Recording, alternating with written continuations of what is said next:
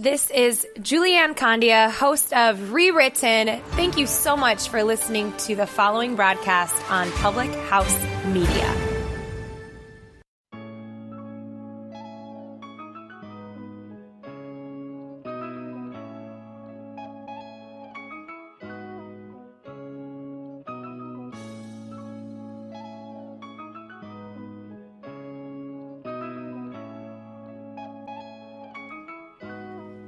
Hi, my friend. My name is David. I am the host of the Leadership Revolution, and I get the privilege to serve you every other week as your guide. If this is your first time listening, I want to say welcome to the revolution, my friend. And if you're hearing this and thinking, oh no, this ain't for me, I really want to encourage you, because if you can influence someone's thinking or behavior, you, my friend, are a leader. And to the rest of my revolutionaries, thank y'all for being creators, trailblazers, and innovators. Our world needs more people like you.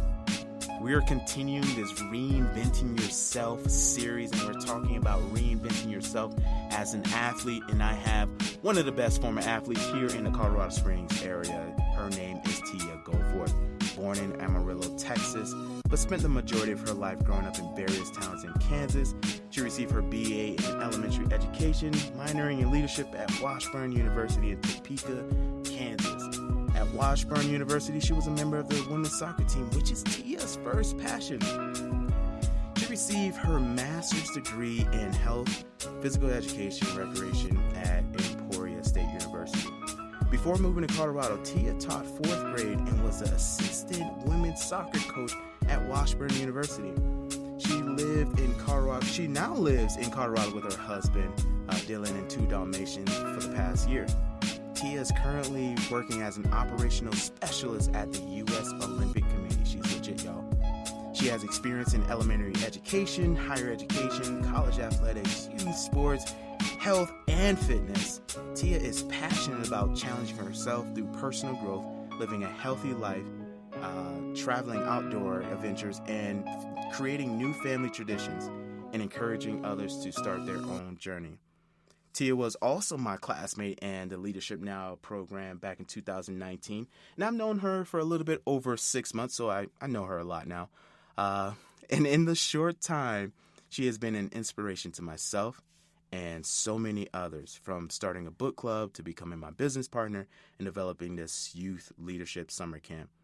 Y'all, I'm excited for y'all to hear Tia's story, get to know Tia, and receive some words of wisdom as a transitional athlete from a competing athlete to a training athlete. But before we get started, let's start in prayer. Dear Dad, I want to thank you for this opportunity to use this gift of speech. Let my voice be seeds of inspiration to awaken the places where you want to give your people, to help your people live their best life. I don't know who will be listening or who's listening right now, but I pray that the sound of my voice, they receive health, healing, favor, provision, and protection over them. I pray that they would have a receptive heart and an open mind. In Jesus' mighty name, I pray. Y'all, today y'all going to hear about Tia's experience as a transitional competing athlete. And I'm excited to hear Tia's story. And most importantly, I'm excited for y'all to hear Tia's story. So Tia, tell us a little bit. I know I said your intro, but tell us a little bit about yourself. Like, who are you? What do you do? And what do you like? Well, I love to challenge myself, like you said. Whether that be physically, mentally, I am always looking for what is the next thing that is going to push me outside of my comfort zone. And so done some marathons, starting a book club, like you said, that was pretty scary. That was actually scarier than I thought, having the first meeting and having to having to have an intentional conversation about a book we all read. That is pretty difficult. What book did you read? We read Big Magic. Big Magic. And what was some takeaways that you could take away from Big Magic? My favorite takeaway is just the idea of curiosity versus passion. A lot of people we're always told that we should have a passion and know what we're going after. But that's just not the case for a lot of people, especially if you struggle with even knowing who you are in the first place. So just the idea of being able to be curious about something and go towards it, and maybe it works out, maybe it doesn't, but it might lead you towards something else that could turn into your passion. So just the idea of being open. Being open, being curious. Now, like, what has curiosity led you to so far in your life? Curiosity has led me to owning 2 Dalmatians. It's led me to moving to Colorado. It led me to having a few different careers already, being able to experience some jobs in some different places and to determine what I like, what I don't like. It's led me into a lot of different directions. Okay. So you moved from Kansas and now you live in Colorado Springs. Like, what drove you and Dylan to move here? Like, why'd you move here? We did not want to live in Kansas anymore. Why is Kansas so bad? It's not bad. It's just not Colorado. Okay. We just wanted to make the jump, and we knew that we could, so we just went for it. And doing that opened up a lot of doors for us, and just the mindset of knowing if you want to do something, you can do it. And then you do it, and you figure it out as you go. So was it scary moving here? It was. We made the decision, and then about 2 weeks later, we moved to Colorado. Wow. So you made the decision, and in 2 weeks you moved. Yes. That is very scary. Extremely scary. I didn't have a job. You didn't have a job? I did not. Did you have a place in Colorado Springs before you guys moved there? We did, but we'd never been there before. So we new apartment, knew everything. And you didn't even visit the apartment? We didn't have time. So did you see it online at least? And it looked really nice. So we were pleasantly surprised when we got here. So you went off of pictures. Yes. And then you signed the lease before you even got to even see the apartment. Yep. So it could have looked like a 5-star hotel, but when you got there, it looked like the projects. I would not recommend doing it that way, but we just did not have enough time. Okay, that's talking about faith in action at its finest. And when you got here, like, what was the first thing that you guys did? We went hiking. You went hiking? We did. Okay. Well, we got here pretty late, so we slept, and then the next day we went hiking. Okay. And now the elevation in Kansas versus Colorado, what's the elevation in Kansas right now? Do you not know? Oh, okay. It's very low. It's very low and flat. Flat, okay. So it's a lot different than here. I struggled for a few weeks. Really? Mm-hmm. Wow. Did you drink a lot of water? I did. Did you buy the little oxygen mask? I didn't. You didn't buy it? No. Okay. That was the first thing we bought when we got here is we need oxygen. And I'm out of shape, so even at sea level. So being at 6,000 feet from Florida is intense. So you moved from Kansas and you now live in Colorado Springs. You took a leap of faith. You saw some pictures. Y'all saw some pictures and y'all took that leap. Like, oh my God, that's brave. And what's been your experience here so far? Starting with just moving here, taking that leap of faith and moving here is kind of the mindset that we took into everything that we started to do here. We just decided that if we wanted to do something and we wanted to try something, we could do it because we had experienced moving from one state to the next, and it was difficult and scary, but it all worked out because we tried. So everything that we did, we just went into it with a mindset that we can at least try. Mm-hmm. Wow. We can at least try. And if you fail, then you learn from your mistakes, and then you just continue moving forward. Now, I mentioned in your intro that you used to play soccer for Washburn, right? And what was that experience like being an athlete? What division was it too? Washburn University is a Division II school, and it was a great experience for me at Washburn because I was able to get a full experience versus just an athlete-focused experience. I was able to be involved on campus a lot more than I had even anticipated. But being an athlete is all I had ever known. And so that was definitely my main focus, was being the best soccer player that I could be. All right. And how did your team do in the 4 or 5 years that you were there? I was there for 4 years, and we did not always have the best years. And so we struggled as a team.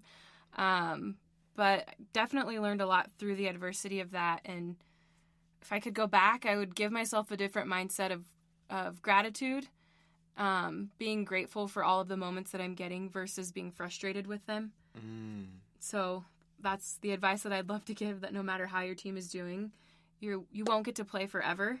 And so just be in the moment as much as you can and be grateful for those moments, because they are going to be some of the best moments of your life, even if your team is winning or losing. Oh, you said something that's powerful, that everything has an expiration date. And when we go grocery shopping, we look at the label, like it has an expiration date or a use by date. And then you said something about memories, that every moment we have becomes a memory that we remember. So that is powerful. Now, you played soccer for 4 years. You guys had your ups and downs. You learned from your adversity. And if you would change anything, it would be, having more gratitude and knowing that there's going to come a time that you're no longer going to play. So now you are no longer playing soccer. Like, what are you currently doing as a former athlete? I am running in the craziest races that I can to keep myself busy and to keep myself training and just to reach for more. Mostly just competing against myself at this point. Okay, so competing against yourself. What races do you have any upcoming races right now? The biggest upcoming race that I have, my husband and I are going to do the Pikes Peak Marathon. So we're going to run up Pikes Peak and then run back down. So for those who are not in Colorado Springs, who do not know what Pikes Peak is, what is the elevation of Pikes Peak? I think it's like 14,000 feet. Yes, it's a 14er, and it's going to be tough. I did the ascent last year, so I went to the top. Yeah. But I rode a bus back down. So now I'm going to run up and down. Whew. And how have you been training for that? How do you train for a 14er? Right now I'm starting off slow because I think before I've started off too hot, too fast, and I get burnt out. Mm-hmm. So just focusing on just a foundation of fitness right now before I start getting into doing the incline a few times a week, and then just getting on the mountain, getting on the trail. It's going to be the best form of training. Okay. And for those who are not in Colorado, that is a mountain. I know there's some listeners out in Florida, and the tallest thing in Florida is a 300-foot hill. This is a 14,000 feet. Anyways, I messed that up anyways, so we're going to continue on with that. That's my Ebonics coming out. The hood is out and alive and proud. But that's 14,000 feet, and that is freaking high. The elevation here in Colorado Springs is 6,000 feet, and she's going to go up even higher than that. God be with her. And it reminds me of the story of Moses when he went to Mount Sinai and he came back a different person. So Tia might come back a different person after this race. So now you're no longer with an organized sport like soccer when you played in college, and now you're competing as just, to keep yourself busy, as you mentioned. What's been the biggest challenge going from a competing athlete who is a part of an organized sport to now no longer a part of an organized sport, but still competing in a way? The biggest part is completely creating a new identity. You go through your whole life being a soccer player and telling people that you play soccer whenever they ask what you do. And then once you're done playing, you can't say that anymore. So what are you supposed to say? So kind of trying to figure out what the answer to that question is and who I am, and learning that I am not a soccer player, and finding ways to describe myself versus being something. That's been the biggest thing and the hardest change. Wow, that's powerful. When someone asks you, you can no longer say you're a soccer player. And I'm a huge fan of being open, honest, and transparent. And if you feel comfortable being vulnerable, have you found that identity? And when someone asks you, what do you say now? Even after 7 years of not playing the game, I still don't think I have that locked down. I still don't know who I am without the sport, because that's all I ever was in my mind. My reality was only, I am a soccer player. And I still don't know to this day who I am. That makes perfect sense. And I want to commend you for your vulnerability in sharing, still trying to figure it out. Have you taken steps to at least figure it out? Like, who are you outside of soccer over the last 7 years? I've definitely tried. Thought I wanted to be a teacher, so I tried that for a few years. But then still, I'm not a teacher. And so learning that and stepping out of it and stepping into being a coach, I am not a coach. So those have kind of been the things that I've learned. I'm not my title.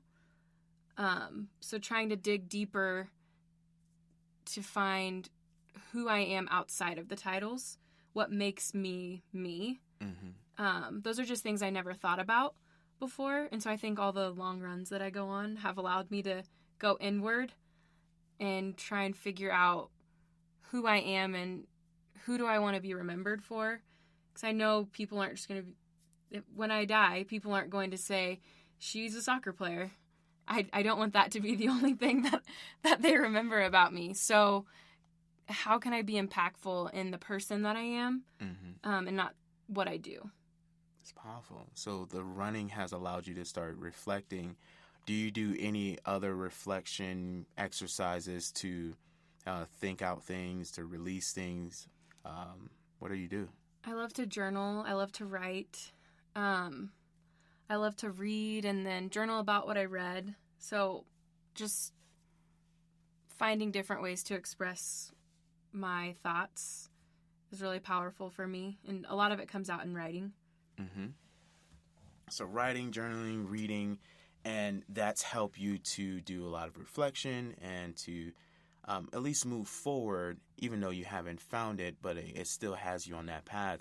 Now, as a former competing athlete, just a training athlete, how does one reinvent themselves to still have that mentality, but doesn't have that team aspect? Like, how would you reinvent yourself?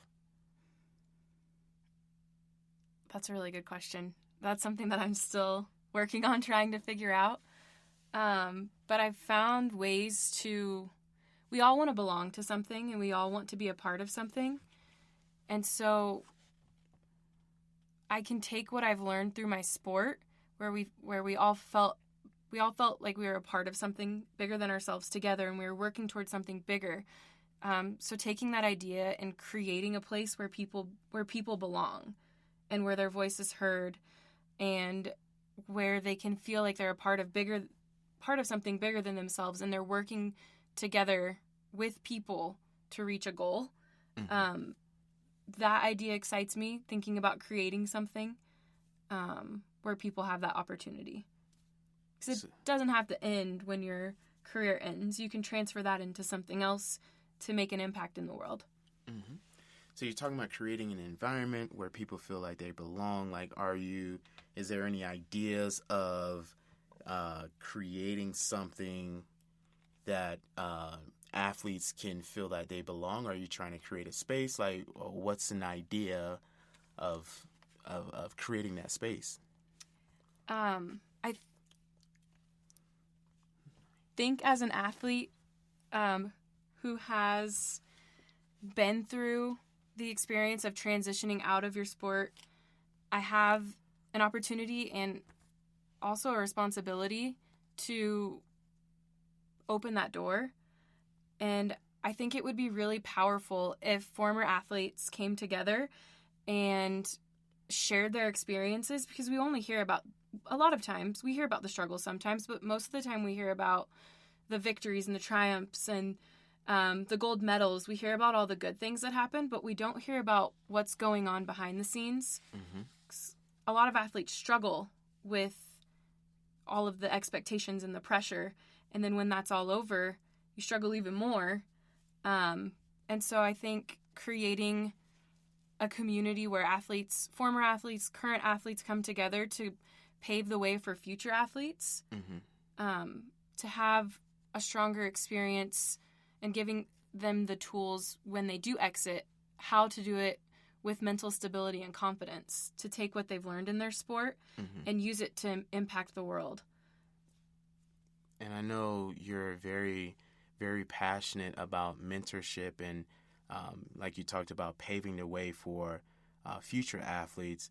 Like, are you thinking about creating a platform, writing a blog, doing a podcast? Like, what are some ideas that you can use or that you want to use so that they can be reached in places that are not reachable? I think that there are so many small steps that we could take even in the beginning to create more of an awareness and create a place for action to start happening, whether that happened with an online community, partnering with mental health professionals, creating a podcast where athletes' voices can be heard, creating a program where we set the expectations for what mental health looks like for athletes while they're in the game, and then be that support to help them transition out. I think there are so many things that we could do when we come together that would not only help athletes, but people who never played sports could still learn from the experiences that others have. I just think it's another way for everyone to learn from each other. So creating a space where we learn from each other and we, like I talk about oftentimes, so we don't have to go through unnecessary experiences. And that's why I believe you started this book club, is to learn from people who have done it before so you can follow in their step and that the learning curve goes to your favor. And I think it's phenomenal that you know, oftentimes athletes just, it's more individualized and they're just thinking about themselves. How can they get ahead? But you've experienced what you've experienced, you know, no longer competing and understanding what effects that had on you with the identity, the depression, and all those things that you faced, and not wanting somebody else to essentially experience those same things, and in creating something that they don't have to experience. And you talked about having a space where they felt like they belong. I think that's very commendable. Like, is there anything in the near future for you to create that? I mean, ideally, I would really like to start that. It's something that I've thought about for a long time, and kind of my curiosity has led me to potentially start developing a passion for being the one that creates that space. Because I know people are asking for it. It's just going to take one person to step up and make the connection for everything to get going. So now my question is that one person to step up, is it you? I'm doing everything I can. Awesome. And there's a book that I read, it talked about the easiest thing for us to do is to react. The second easiest thing for us to do is to respond. And the hardest thing for us to do is to take initiative. And just being curious, like you talked about, and trying to find a space or a platform where others can feel that they belong. Now, it makes me curious because you've said the word curious a number of times. What is your favorite word? Because I think our listeners want to understand Tia a little bit more, because you talked about, you know, reinventing yourself as an athlete. What is Tia's favorite word? I feel like maybe a few weeks ago I would have given you a different answer. Okay. But my favorite word right now is curiosity. Curiosity. Why is that? I've struggled so long with feeling like I should know what I'm passionate about already. I should already know what I'm supposed to be doing. I should already be here, and I should have already have checked off all these boxes. So the idea of being curious inspires me and excites me about the potential of actually discovering myself and new passions that I didn't even know I had. So would curiosity be the same thing as having an open mind to different possibilities? I think so. Okay. All right. And what fills your bucket? Like, think about this as, you know, you have an empty bucket, and what fills your emotional, spiritual bucket that lights you up? I love to challenge myself. I love to challenge myself to grow, but I also really love contributing to others' growth. And I know that that's not possible without first growing myself. I just love to see people realize their potential and then put it into action. So what are you currently doing to challenge yourself to grow? I'm training for some crazy races this year, pushing myself outside of my comfort zone. Say what? And right now I am really focusing on creating something for athletes and pushing myself outside of my comfort zone by actually taking action. For so long I've had so many thoughts inside of my head that I've never actually shared with anyone. And so taking the steps to put things into action is definitely outside of my comfort zone. That is huge right there. John Maxwell often talks about in order to lead anyone else, we have to first lead ourselves. And there's a quote, I may butcher this, a dream without a goal is just a wish or daydream. A dream without action is a nightmare. So you're talking about not just having these ideas of what you can do and who you can help, but actually exercising those things and talking about them out loud. Because it's one thing to have things in our brain and to journal it, but it's another thing to communicate it to another living body and see their expression or their reaction about our ideas. So your experience, what have you experienced when you shared your idea with the people around you? I have experienced the feeling of taking an idea and making it a reality. Everything always starts with an idea, and I think we forget that. We look at people's success and we think it just happened. And I definitely feel that, and that's where comparison comes in, and you start just looking at everyone else's life and how successful they are and how it just feels like it just happened for them.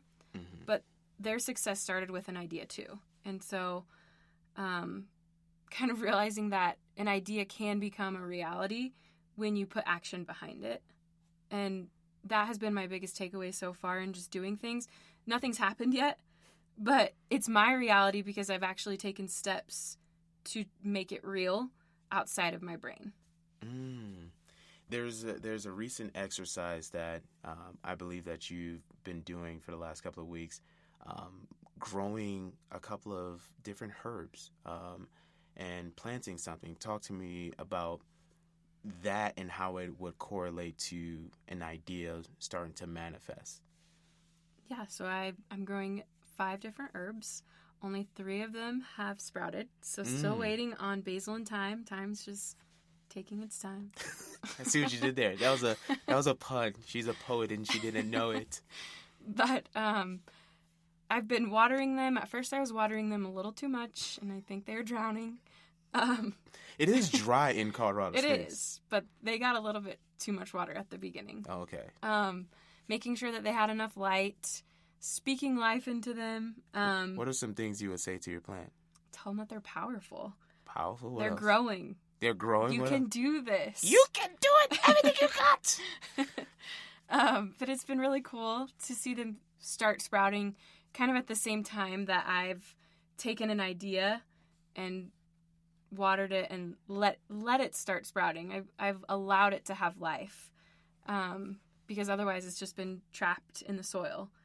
So it's been really, really cool to see. Right now the plants are literally growing and reaching towards the window, and I turn them and get so they can get another angle of light, and they just continue to reach towards the sun. So that's an interesting philosophical thing. No matter it was reaching towards the light, and then you turn them, and then they continue to reach toward the light. Could it be the same thing? We're constantly reaching for the light that gives us the hope to turn our ideas into the realities in which we live. I think that's exactly right. Yeah, that's pretty dope. That's pretty dope. So that's powerful. Now, I think our listeners want to get to know Tia a little bit more. So I'm going to ask some off-the-wall questions, and I hope you feel comfortable enough to share. I'll do my best. All right, thank you. On a scale of 1 to 10, how weird are you? Well, I would like to say that I'm a 10. A 10. Because 10 being like super weird, clown weird, and 1 being like not weird at all. It's like, well, 1 would probably be just like trying to fit in with everyone else. And I think 10, you could probably trade it off of being authentic. Because the weirdest people are the most authentic. that is very true. And so I am striving to be a 10 because I know I'm weird. But I don't probably always show how weird I am. I usually am more quiet until you ask me to get involved, and then you might see how weird I am. But I think on that scale, I want to reach for the 10 and be as weird as I can. Because that's just being the most authentic that you can be. Okay. And I know we had our team meeting this past weekend, and one of the exercises we did was the crazy bone. And you say you're striving to be a 10. How was that experience? Talk to us about the crazy bone experience. Like, what did we do, and how did it feel? It was very uncomfortable. It was really fast, too. We had to, shake out our bones and then dance within a matter of seconds. And I don't even like dancing by myself because that's just level 10 weird, how I dance. And so showing people how weird my dancing is a little uncomfortable. But I think I'll get there of being able to express that. You said you're striving toward 10 to be weird. Yeah, so I guess people just have to see my weird dance moves. Hey, just stay in the pocket. You can get some good dance moves from Step It Up or Hitch. Stay in the pocket. Yeah, and eat some pizza. Eat some pizza. There you go. And being weird, I truly believe that's a really cool thing. It's being authentic, like you said, and being who you are. And nowadays, we have more than ever, especially with social media, people post their highlights, and we have this need of social acceptance, and it causes us to be who we're really not. And I believe that everyone wants to be comfortable enough, or we can take off the mask and be weird, right? I know our listeners can't see me right now, but my hair is dyed. The top of my head is dyed, and then the bottom of my beard is dyed as well. And that's weird as heck, right? It's like, who is this guy? And the reason why I dyed my beard was because somebody told me my hair looks like a sunset. And I was like, my hair looks like a sunset. I want my beard to look like a sunrise. So that's weird as heck. And I truly believe we're not created to fit in. We're created to stand out because all of us have a unique DNA and a different fingerprint. So we're not created to fit in. Now, what is Tia not very good at? A weird thing that I'm not very good at is watching movies. You don't want to watch movies with me. Tell me more. I can't stop asking questions, and I want to figure out the entire movie before it happens. Oh my gosh. She sounds like my wife. It's terrible. Yes. And I also can't just watch the movie. I have to be doing something else. So I don't think anyone enjoys watching a movie with me because I'm not even enjoying it.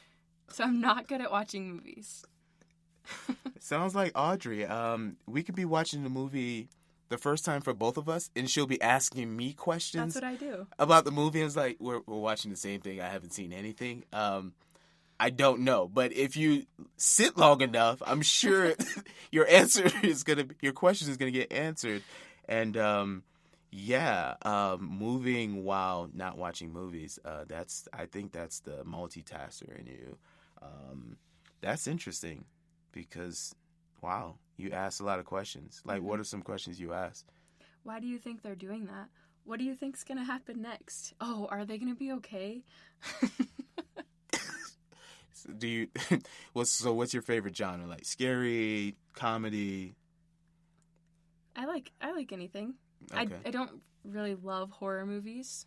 Those are the worst too, especially anything suspenseful, because I'm asking questions every 2 seconds. I'm pretty sure the soundtrack tells you what's gonna happen, like dun dun dun dun, and then you usually see that one person like ah, and then just like, all right, you're gonna be the first one killed because you fell on the ground and you decided to stay on the ground. Or I do that too. I tell everyone else what's gonna happen. That is true. You sound like like my family members too. When we would watch scary movies and they would yell at the TV and they're like, "Get up, girl, run! You're gonna die!" It's just like, they can't hear you in the screen, so the yelling is unnecessary. Like, look at her, she gonna die. So, and that's why we stopped going to movies. And when Netflix came out, it was a phenomenal thing for our family outings because we watch it in the comfort of our own home, and I wasn't embarrassed as a youth. So now, if someone is trying to get connected with you, Tia, where can they find you? I have Instagram and Facebook, but right now I don't have them because I'm taking a little break. Okay. But I will be back on Instagram very soon. Okay, so they can find you on Instagram. Is there a name to find you? Tia Gourth. At Tia Gourth. And you said what else? So Instagram, Facebook. At Tia Gourth. Okay. And I want to thank you so much for coming on the show. I know I casted the vision earlier on last year, and you're just like, yeah, okay, we'll see where it goes. But like you talked about, taking that idea and making it a reality, and you showed up today. So I am extremely grateful that you have blessed us on the Leadership Revolution and talking about how to reinvent yourself as an athlete, a competing athlete, and to from a competing athlete to just a training athlete, and then things that you're doing right now and things that you're thinking of creating that platform for athletes who are going through the same transition that you've went through, so they don't feel alone and that they don't experience the same things that you experience, but most importantly, that they have resources like you talked about so that they are more successful on the other end versus attaching themselves to who they used to be versus who they currently are, because I think that is extremely tough. Being a former athlete myself, being a football player, I have a lot of friends who still talk about the glory days in high school, and we already graduated college. Those days are long behind. That's history books. What are we currently doing, like you talked about, to make an impact in the lives that we get to serve? So thank you again so much for blessing us on the Leadership Revolution. Thank you for having me. Awesome. So let's close out in prayer. Dear Daddy, thank you for what we got to hear today. Let it penetrate our hearts and our mind. I want to say, let the Lord bless you and keep you. May He make His face shine upon you. May He be gracious towards you. May He give you strength when you are weak, hope when you're discouraged, faith to believe, and joy that is contagious. In Jesus' name, amen. Y'all, thank you so much for joining us today. Come back every other Wednesday of each month for a new episode. I have some awesome guests lined up, and you do not want to miss it. And I want you to remember something. If we as leaders are to set ourselves apart, we must start by leading through love, which always comes from the heart.